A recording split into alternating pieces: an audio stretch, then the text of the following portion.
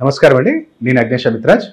So మొన్నటి నుంచి కూడా మనము చాలామంది ఏంటంటే నేను ప్రతి వీడియోలో చెప్తున్నాను స్టార్టింగ్ గురుగారు మా దగ్గర ఓన్లీ డేట్ ఆఫ్ బర్త్ ఉంది, టైం లేదు, మా జాతకం తెలియదు, మా లగ్నం తెలియదు, మా రాశి తెలియదు, మా నక్షత్రం తెలియదు అన్న వారికి ఏదన్నా మాకు చెప్పండి అని చెప్పి మన ఛానల్లో కావచ్చు, మన ఇతర ఛానల్ ఇంటర్వ్యూస్లలో కూడా కామెంట్స్లో చెప్పడం వల్ల ఈ సంవత్సరం అందుకనే 2025 ఏ డేట్ వాళ్ళకి ఎలా కలిసి వస్తుంది, ఏ జాగ్రత్తలు తీసుకోవాలి, ఏ పరిహారాలు చేయాలి, ఎలాంటి స్టెప్ బై స్టెప్ గ్రోత్ వస్తుందో మనం ప్రతి వీడియోలో చెప్పుకుంటూ వచ్చాం.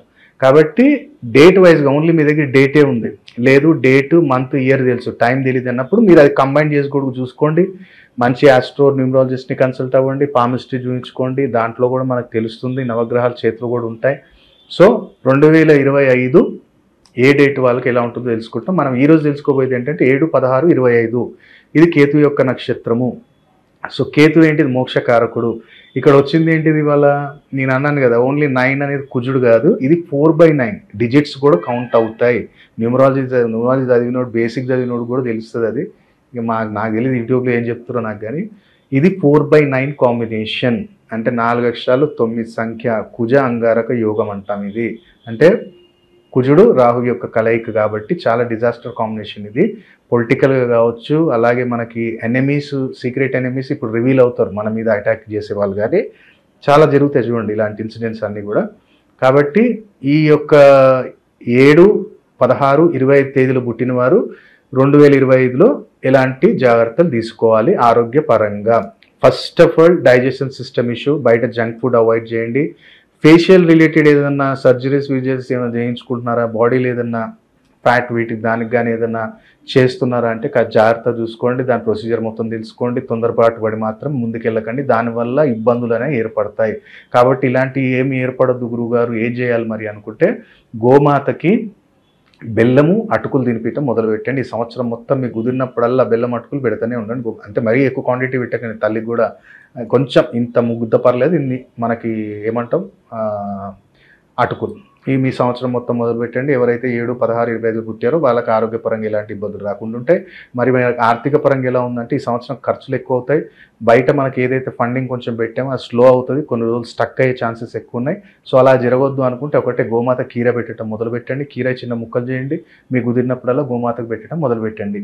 దాంతోపాటు మీరు ఎక్కడైనా సరే కానీ ఎవరైతే వ్యాపారస్తులు ఉన్నారో, ఎవరైతే 7, 16, 25 తేదీలు పుట్టారో ఎప్పుడు కానీ మీకు కుదిరినప్పుడల్లా వాకింగ్ వెళ్ళిపోండి. వాకింగ్ వెళ్ళినప్పుడు శనగలు మీ ఎమ్మట మనకి పల్లీలు తీసుకెళ్ళండి. పల్లీలు తీసుకెళ్ళి కుదిరితే పచ్చి పల్లీలు వస్తాయి కదా మనకి, పచ్చి అవి ఓపెన్ చేయకుండా వస్తాయి కదా, అవి తీసుకెళ్ళండి.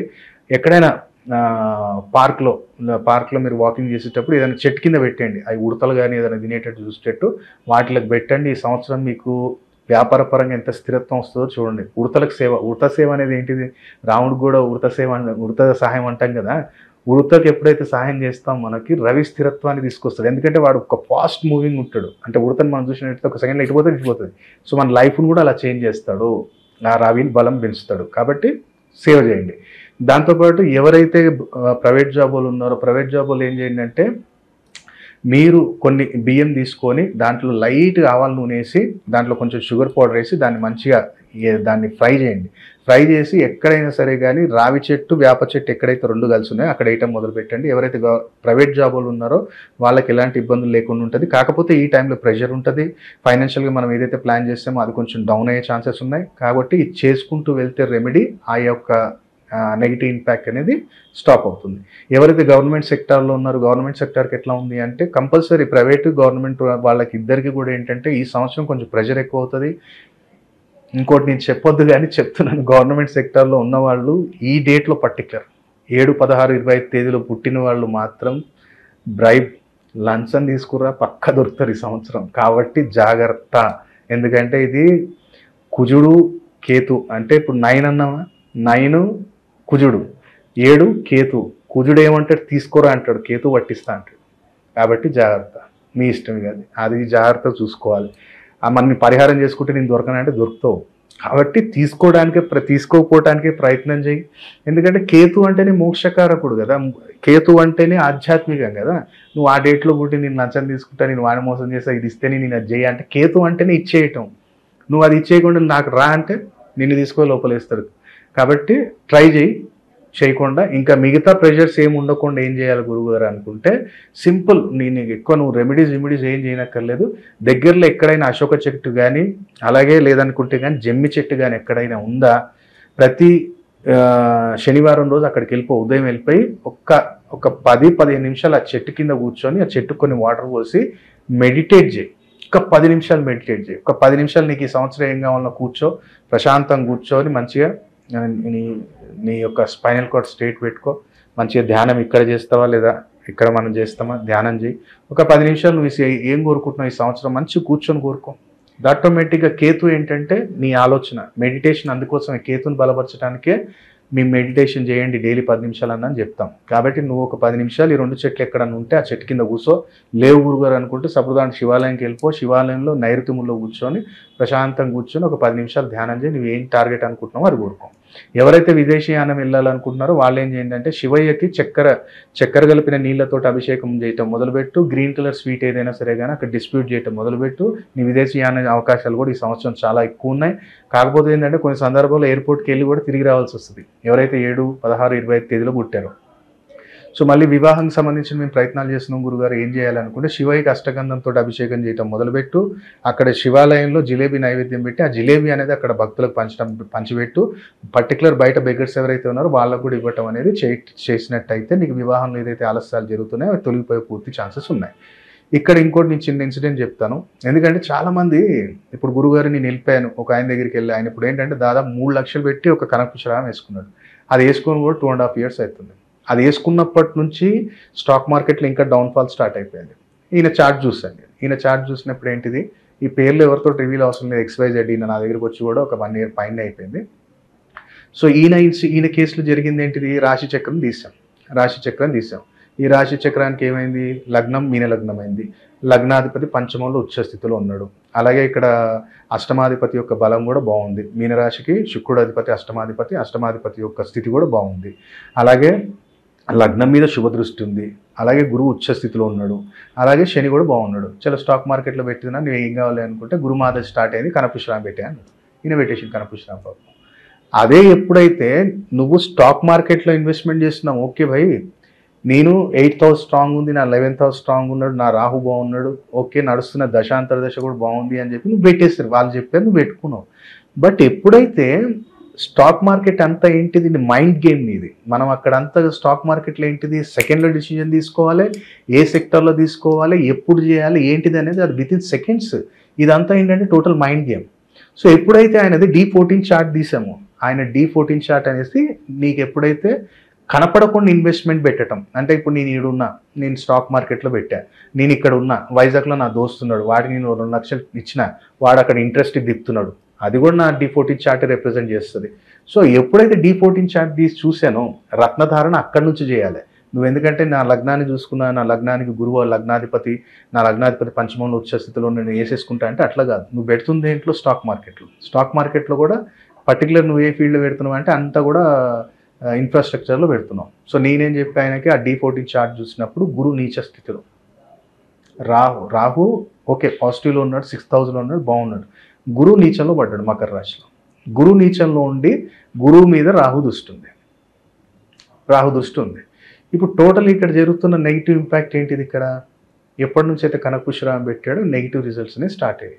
ఎందుకంటే నీ లగ్నాన్ని నువ్వు చూసావు, నీ ఆరోగ్యానికి కావాలనుకుంటే నువ్వు లగ్నాన్ని చూడు, కానీ నా ఇన్వెస్ట్మెంట్ ఎక్కడ, ఆ ఇన్వెస్ట్మెంట్కి సంబంధించిన రత్నధారణ ఏం చేయాలంటే అది వేరు కదా. సో అప్పుడు ఏం చేసామంటే ఆ కనకపుష్పరాన్ని తీపిచ్చి పక్కకు పెట్టి దానికి మనం జోడీదారం చేసాం. నేనేం చెప్పా అంటే, ఒకటి కెంపు పెట్టుకోయా, మినిమం 6 carats తోటి కెంపు పెట్టుకో బంగారంలో, ఒకటి గోమేధకం పెట్టుకో లెఫ్ట్ హ్యాండ్కి, సిల్వర్లో పెట్టుకో. ఈ 2 పెట్టుకున్న తర్వాత నీకు సింపుల్ రెమెడీ ఏంటంటే, ఎక్కడైనా సరే కానీ ఈ మనకు ఫిజికల్ హ్యాండిక్యాప్స్ ఎవరైతే ఉంటారో వాళ్ళకి ఫిజికల్ హ్యాండిక్యాప్స్ వాళ్ళకి రేషన్ ఇవ్వు, అందులో ఖచ్చితంగా ఆయిల్ ఉండేటట్టు చూడు, దాంట్లో శనగపప్పు ఉండేటట్టు చూడు. సింపుల్ 500 rupees తీసుకెళ్ళాడు, ఒక 3 times ఇచ్చాడు, ఆటోమేటిక్ ఆ స్టెబిలిటీ అనేది వచ్చింది. అంటే మరి గురుమహాదశలో మీరు రవిరత్నం రాహురత్నం వేసుకోవచ్చా, రాహు గురువు శత్రువులు కదా అంటే అట్లా కాదు. శత్రువులు అయినప్పుడు కూడా వాళ్ళని మిత్రుని ఎట్లా చేయాలో అది చెప్పాం కదా మనం. రెమెడీలో మిత్రత్వాన్ని తీసుకొచ్చాం. సో ఆ రెమెడీ చేయటం మొదలుపెట్టాడు. అలాగే ఎక్కడైతే నేను గుడి దగ్గర, ఇప్పుడు గురుద్వారా దగ్గర మీరు పంజాబ్లో కానీ ఎక్కడైనా గురుద్వారా దగ్గరికి వెళ్తే పెద్ద పెద్ద కరోడ్పతిలే చెప్పులు క్లీన్ చేస్తారు.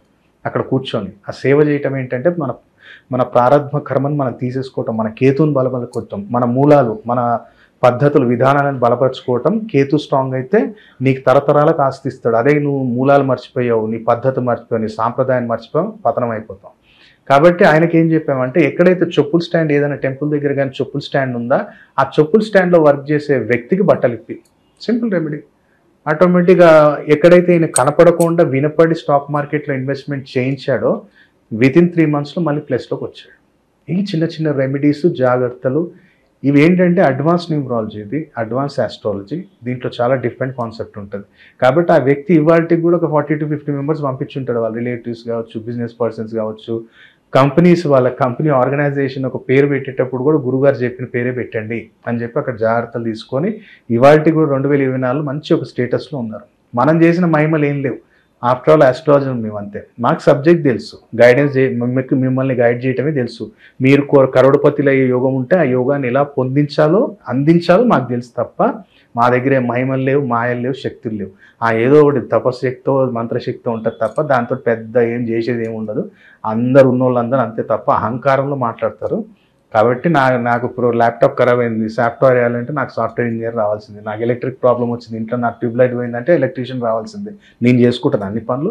అలాంటిది జ్యోతిష్యం కూడా ఒక సబ్జెక్టే, గైడెన్స్ ఇవ్వడానికి మాత్రమే. మనమేం దేవుళ్ళం కావు. కాబట్టి నా దగ్గరికి వచ్చిన వాళ్ళని నేను దేవుడు అనుకుంటాను. ఎందుకంటే నువ్వు నన్ను నమ్మొచ్చావు. నీ జీవితాన్ని నా చేతులు పెడుతున్నావు. నేను ఈ రత్నం వేసుకుంటున్నావు, ఈ రంగు వేసుకుంటున్నావు, ఈ ఇంట్లో ఉండంటే ఉంటున్నావు. మరి ఎవరి దేవుడు? నువ్వా నేనా? నువ్వే కదా. నువ్వు నమ్మిన చేస్తున్నావు కాబట్టి నాకు ఒక ఛాన్స్ ఇచ్చావు, నాకు ఒక అవకాశం ఇచ్చావు కాబట్టి నువ్వు దేవుడు. కాబట్టి నేను ఆ రకంగానే నా దగ్గరికి వచ్చిన ప్రేక్షకుల్ని, నా క్లయింట్స్ని ట్రీట్ చేస్తాను. వచ్చిన వాళ్ళకి అందరికీ తెలుసు అగ్నేశమిత్రాజ్ ఏంటిది అనేది. కాబట్టి మీరు 7, 16, 25 తేదీలు పుట్టిన వాళ్ళు ఈ జాగ్రత్తలు తీసుకోండి. ఈ 2025లో కూడా మంచి అదృష్టవంతులు మారాలని కోరుకుంటున్నాను. సర్వే జనా సుఖినో భవంతు. ఓం నమః శివాయ.